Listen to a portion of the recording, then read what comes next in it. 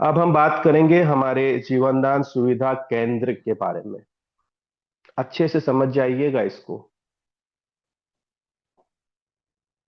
ये बहुत बड़ी एक पैसिव इनकम इनकम बनने का स्रोत है। न सिर्फ कई लोगों को हम सुविधा केंद्रों के माध्यम से रोजगार दे पाएंगे, इसी के साथ साथ जो हमारे कलेक्शन सेंटर है, जो हमारे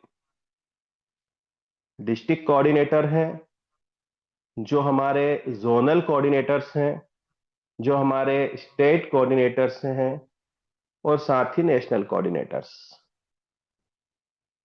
इन सुविधा केंद्रों के माध्यम से अनबिलीवेबल इनकम इनको आने वाली है।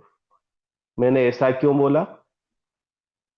मतलब एक ऐसी इनकम जनरेट होने वाली है आने वाले समय में कि उस पे आप भरोसा नहीं कर पाओगे। लेकिन मैं आपको बता देना चाहता हूं, जहां पर वॉल्यूम होता है ना, तो वहां पर एक छोटी से छोटी राशि भी एक बहुत बड़ा रूप धारण कर सकती है, एक बड़ी इनकम का स्रोत बन जाती है।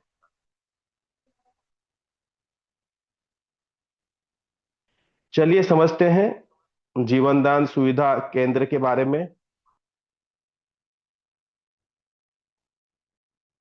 क्या आवश्यकता पड़ गई इसकी? तो उसके लिए यहाँ पर लिखा हुआ है, सभी के लिए सुविधाएं सुलभ बनाना और योजनाओं से जुड़ने की प्रक्रिया को आसान करना। दो रीजंस हैं सुविधा केंद्र खुलवाने के। एक तो ये कि ग्रामीण अंचल तक टेक्नोलॉजी को लेकर जाना।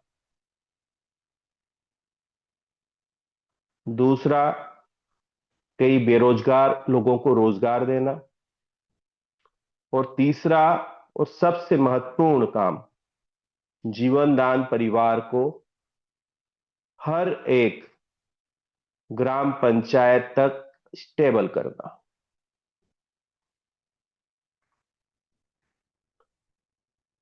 उसी उद्देश्य को ध्यान में रखकर ये जो है आपके जीवनदान सुविधा केंद्र ओपन करने की शुरुआत की गई है। और एक और बात है जो हमें नजर आती है और जो बहुत ही महत्वपूर्ण है, हम जितने भी प्रोजेक्ट रन कर रहे हैं, उन प्रोजेक्ट के द्वारा जो प्रोडक्टिविटी हो रही है, उनके परचेसर निर्मित करना। यानी अगर ग्रामीण अंचल तक हमारी अगर पकड़ है, हमारे पास हमारे कोऑर्डिनेटर्स हैं, तो वहां तक आप उन वस्तुओं को पहुंचा सकते हैं जो हमारी महिलाओं के समूह द्वारा निर्मित की जा रही है। तो चलिए समझते हैं जीवनदान सेवा केंद्र क्या है। यह ऐसा केंद्र है जहां सभी ऑनलाइन सेवाएं एक ही जगह पर उपलब्ध होगी।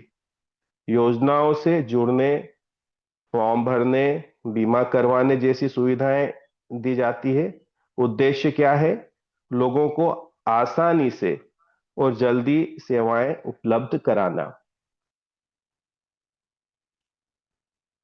मैं आपको बता देना चाहता हूं, जो सुविधा केंद्र हमारे खोले जाएंगे, उनके पास जो सर्विसेज रहेगी, वो आप बैंक अकाउंट ओपन कर सकते हैं, आप मनी ट्रांसफर कर सकते हैं, आईआरसीटी के माध्यम से आप रेलवे टिकट बना सकते हैं, आप बस की टिकट्स बना सकते हैं ऑनलाइन, फ्लाइट टिकट कर सकते हैं, आप इंश्योरेंस कर सकते हैं, चाहे वो जीआईसी हो चाहे वो एलआईसी हो। आप इंश्योरेंस की प्रीमियम जमा करवा सकते हैं, आप पैन कार्ड बना सकते हैं, पासपोर्ट की सुविधाएं भी आपके पास रहेगी, उसके लिए आप अप्लाई कर सकते हैं वहां से। साथ ही साथ कुछ और सुविधाएं हैं, जैसे आप आईटीआर रिटर्न जमा करवा सकते हैं, आप जीएसटी ई बिलिंग करवा सकते हैं, जीएसटी नंबर आप दिलवा सकते हैं, हमारे जो लीगल टीम बैठी रहेगी सीएससीएस की, उनके माध्यम से। और सबसे महत्वपूर्ण बात, हमारे जो नए एसोसिएट्स कनेक्ट हो रहे हैं, उन लोगों को भी आप सेवाएं दे सकते हैं। टेक्निकल नॉलेज की कमी होती है क्योंकि लोग आपकी मीटिंग्स में नहीं आते। तो ये जब हमारा देश के हर एक कोने में, ग्राम पंचायत लेवल तक या पोस्ट ऑफिस लेवल तक, जब हमारे सुविधा केंद्र ओपन होना शुरू हो जाएंगे, तो न सिर्फ हम कई लोगों को रोजगार देंगे, लेकिन जो जीवनदान परिवार के जो एसोसिएट्स हैं उन तक सही और सटीक जानकारी पहुंचाने में ये लोग हमारी मदद करेंगे। साथ ही टेक्निकल बातें और टेक्निकल वर्क भी ये उन लोगों के लिए कर पाएंगे जो ग्राउंड लेवल पर हमारे एसोसिएट्स काम कर रहे हैं। चाहे वो किसी प्रकार की रिक्वेस्ट लगानी हो, चाहे वो आपकी केवाईसी करनी हो, लेकिन जो व्यक्ति आपको वक्त दे रहा है वो कुछ न कुछ तो लेगा अपने वक्त के बदले में। तो इसी माध्यम से ये जो हमारे सुविधा केंद्र है, ये एक अच्छी आय अर्जित करेंगे। जिम्मेदारी इनकी है कि ये कितनी बड़ी इनकम कर सकते हैं। हम तो सिर्फ एक माध्यम बन सकते हैं। जहां पर इन्होंने अपने सुविधा केंद्र खोले हैं, आसपास के लोगों से, मैंने बोला ना, हर जगह पर मोटरसाइकिल मौजूद है, कार मौजूद है, लोग लाइफ इंश्योरेंस भी करवाते हैं, टर्म पॉलिसी भी लेते हैं, लगभग संपन्न है हमारे देश के गांव भी। तो वहां तक वैसे ग्राहक इनको खोजना पड़ेगा, क्योंकि ये अपने मकान में ही इस कार्य को स्टार्ट कर सकते हैं। तो एक्स्ट्रा खर्चा कुछ नहीं है, लेकिन एक अच्छी आय अर्जित करने का ये सोर्स बन सकता है। तो ये आपको क्लियर हुआ। अब हम बात करेंगे केंद्र पर मिलने वाली प्रमुख सेवाएं क्या रहेगी। मैंने लगभग आपको बता दी, फिर से मैं दोहरा दूं। सरकारी योजनाओं से जुड़ना, जैसे सब्सिडी, पेंशन, स्कॉलरशिप, फॉर्म भरना, दस्तावेज प्रमाणित करना, बीमा, लाइफ, हेल्थ और विकल्प, अन्य ऑनलाइन सेवाएं जैसे आधार, बैंकिंग, मोबाइल रिचार्ज, सारी सेवाएं वहां पर आपके लिए मुहैया रहेगी। लगभग सेवाएं, बैंकिंग, मोबाइल रिचार्ज, आपके ये जो है सब है। सिर्फ इसमें एक आधार जो है, इस पे अभी कुछ समय लगेगा संस्था को ये आने में। बाकी लगभग सुविधाएं आपके लिए अवेलेबल रहेगी आपकी ग्राहक सेवा केंद्र के ऊपर, सुविधा केंद्र के ऊपर।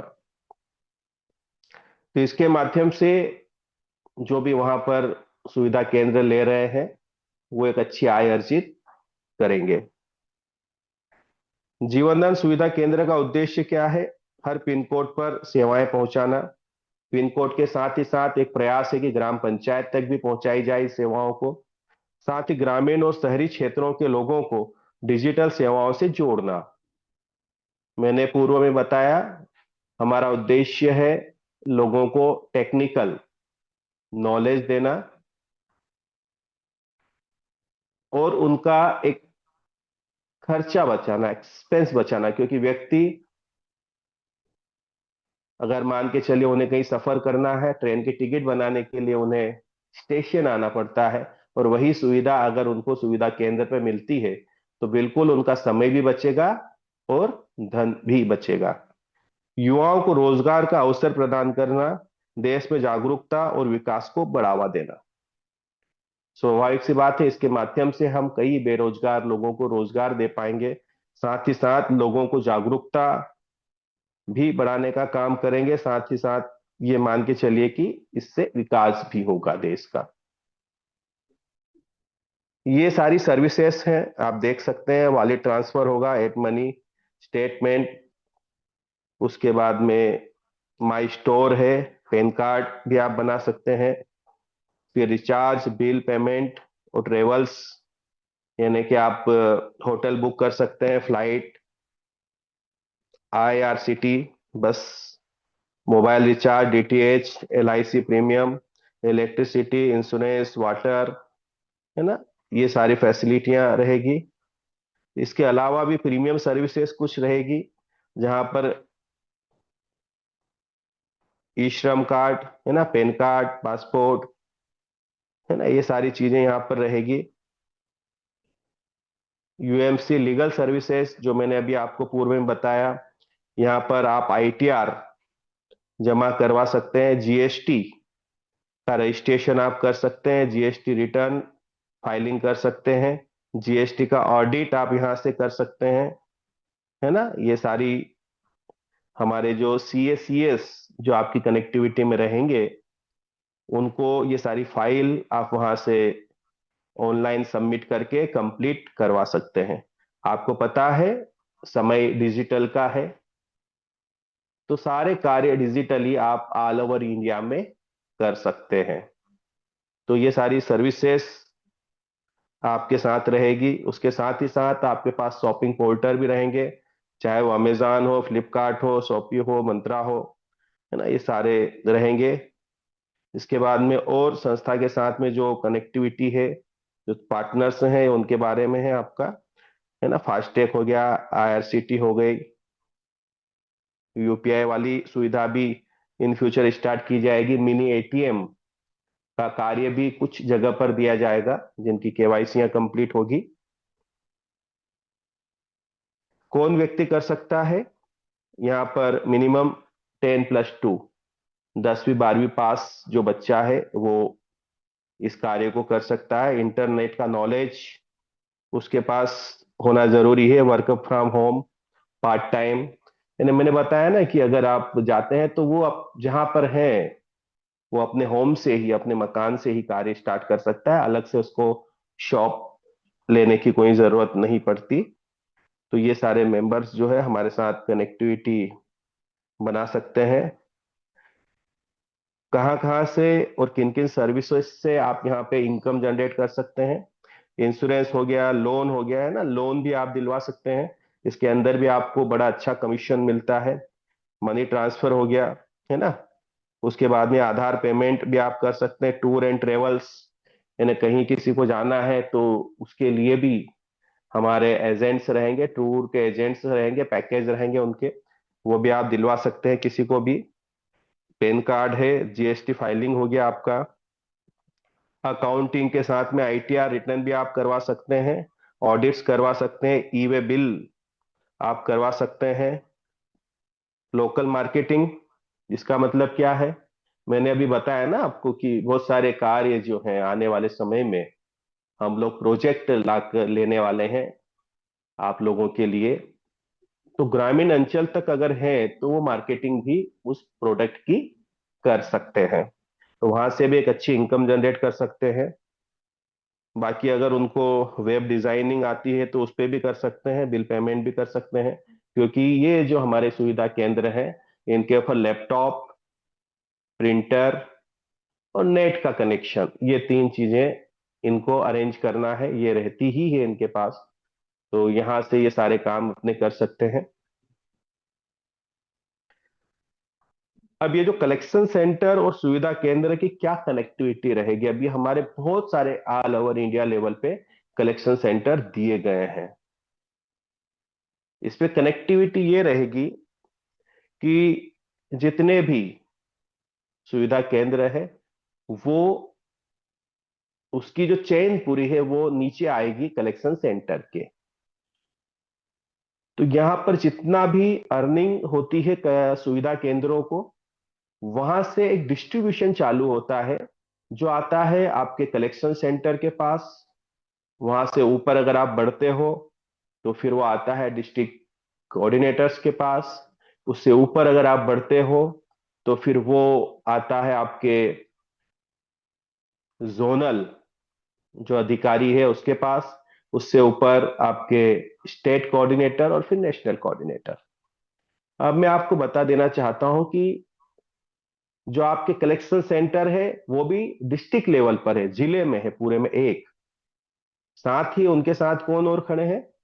वहां के डिस्ट्रिक्ट कोऑर्डिनेटर।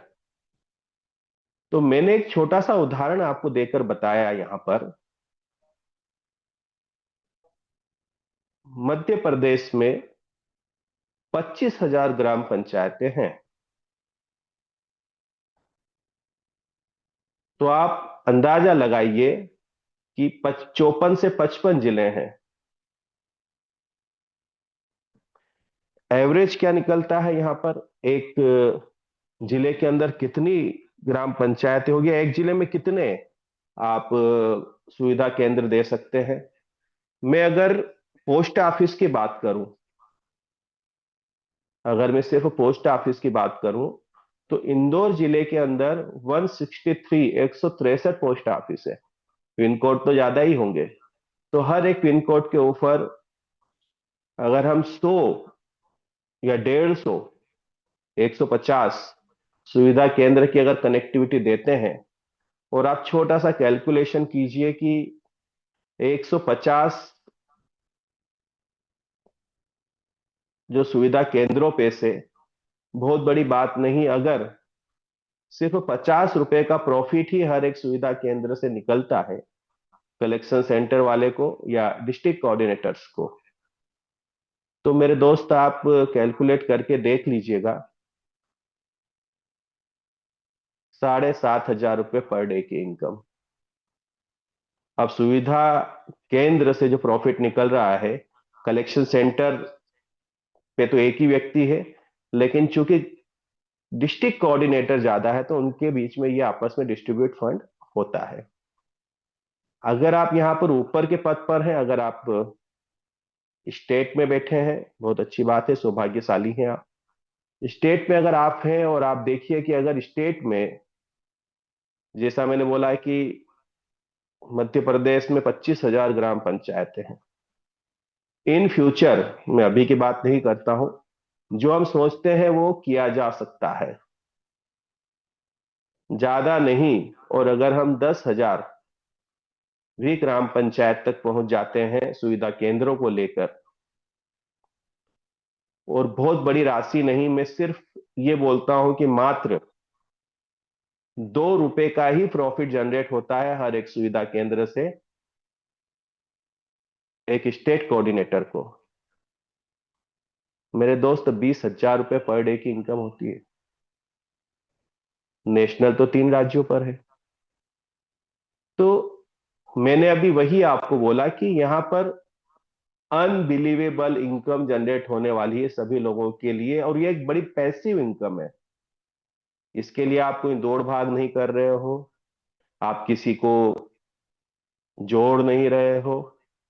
एक बार अगर आपने मेहनत करके, अगर आप किसी पद पे हैं और अगर ग्राम पंचायत तक आपने कनेक्टिविटी बना ली, और अगर आप डिस्ट्रिक्ट कोऑर्डिनेटर हैं, अगर आप ग्राम पंचायत या आपके पास में कलेक्शन सेंटर है, या आप स्टेट पे हैं, और स्टेट पे होते हुए आप मेंटेन करके चल रहे हैं अपने पद को, क्योंकि आपको पता है कि 1 साल के लिए पद है, 1 साल के बाद अगर आप मेंटेन नहीं कर पा रहे हो अपने पद को, तो उस स्थिति में किसी और को पद दिया जा सकता है। तो अगर है तो यहाँ पर इन फ्यूचर बहुत ही बेहतरीन आय अर्जित आप कर सकते हैं। और जब आपके माध्यम से लोगों के लिए बेहतरी का कार्य किया जाता है, लोगों की भलाई का कार्य किया जाता है, तो यकीनन आपके साथ में एक बड़ी क्राउड खड़ी होती है, आपके संगठन का हिस्सा बनती है। तो यहाँ पर ऑटोमेटिक इन सुविधा केंद्रों के माध्यम से जीवनदान परिवार के सदस्यों की बढ़ने की संभावनाएं भी बहुत तेजी से बढ़ेंगी। शुरुआती जो फ्रेंचाइजी मॉडल है आपके सुविधा केंद्र के, मैं आपको बता देना चाहता हूं कि यहां पर जो भी सुविधा केंद्र ओपन होंगे उनको फ्रेंचाइजी लेनी पड़ेगी, और इस फ्रेंचाइजी जो फीस है वो है 11,000 रुपये। मैं ये क्लियर कर देना चाहता हूं कि ये नॉट रिफंडेबल है, और यहां पर जैसे ही ये फ्रेंचाइजी का पेमेंट आएगा, उसमें से भी डिस्ट्रीब्यूशन जाएगा बहुत ही बेहतरीन तरीके से नेशनल तक। कैसे जाएगा? सबसे पहले तो 1,000 रुपये हर एक सुविधा केंद्र के मिलेंगे आपके कलेक्शन सेंटर को। अब आप सोचिएगा, मैंने बताया कि अगर 100 150 भी अगर हम सुविधा केंद्र खोल पाते हैं, लेकिन मेरे दोस्त इसके लिए आपको हमारा साथ देना होगा जिनके पास कलेक्शन सेंटर है। कलेक्शन सेंटर वालों को हमारा साथ देना पड़ेगा, हम तो खड़े रहेंगे आपके साथ मेहनत करने के लिए। लेकिन चूंकि आप लोकल में हैं, आपको सिर्फ इतना करना है कि जो यहां से वीडियो बनाए जाते हैं या जो भी सुविधाओं के बारे में इंफॉर्मेशन दी जाती है, उसको आप सिर्फ वायरल कीजिए, सर्कुलेट कीजिए। कोशिश कीजिए कि आपके आसपास जितनी ग्राम पंचायत है वहां तक आप उस बातों को लेकर जाएं, अपने जिले के अंदर जितनी पोस्ट ऑफिस है वहां तक लेकर जाएं।